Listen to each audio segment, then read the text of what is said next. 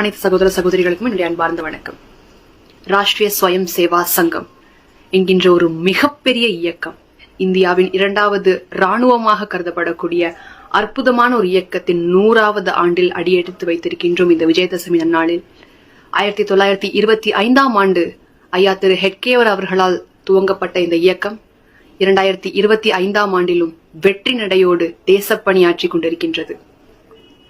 தேசப்பற்று, ஒழுக்கம், பணிவு, சமுதாய நலன், சமூக சேவை என்று சமுதாயத்தை மையப்படுத்தி தேசத்தை மையப்படுத்திய கொள்கைகளையே முன்னெடுத்து நடக்கக்கூடிய இந்த ராஷ்டிர ஸ்வயம் சேவா சங்கத்தில் ஒரு அங்கமாக இருக்கக்கூடிய அனைத்து சகோதர சகோதரிகளுமே பெருமைக்குரியவர்கள்தான். நமஸ்தே சதா வத்சலே மாத்ருபூமே. இந்த தாயினுடைய பாதங்களில் உயிருள்ளவரை பணிவோடும் அந்த தாய்க்கு சேவை செய்யக்கூடிய எண்ணத்தோடும் நாங்கள் இருப்போம் என்கின்ற ஒரு பாடல். இந்த பாடல் ஒவ்வொரு ராஷ்டிரிய ஸ்வயம் சேவா சங்கத்தினுடைய காரியகர்த்தர்களுக்கும் ஒரு தாரக மந்திரம். தேசத்திற்கு எதிராக பல எட்டப்பர்கள் வாழ்ந்து கொண்டிருக்கக்கூடிய நம் தாய் திருநாட்டில் தேச நலனை மட்டுமே கருதி சுயநலமின்றி செயல்பட்டு கொண்டிருக்கக்கூடிய காரியகர்த்தர்களை கொண்ட ஒரு இயக்கம் ராஷ்டிரிய ஸ்வயம் சேவக் சங்கம்.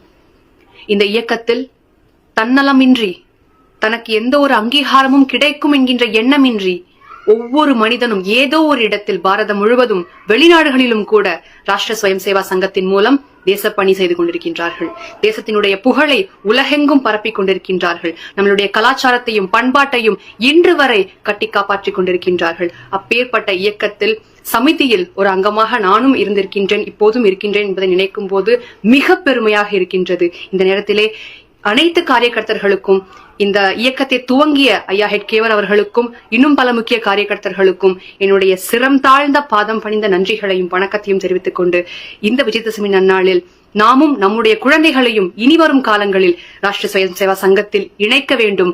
இதன் மூலம் தேசப்பற்றினை நம்முடைய குழந்தைகளுக்கும் வருங்கால சந்ததியினருக்கும் நாம் விதைக்க வேண்டும் என்பதை என்னுடைய தாழ்மையான வேண்டுகோளாக வைத்துக் கொள்கிறேன். நன்றி, வணக்கம்.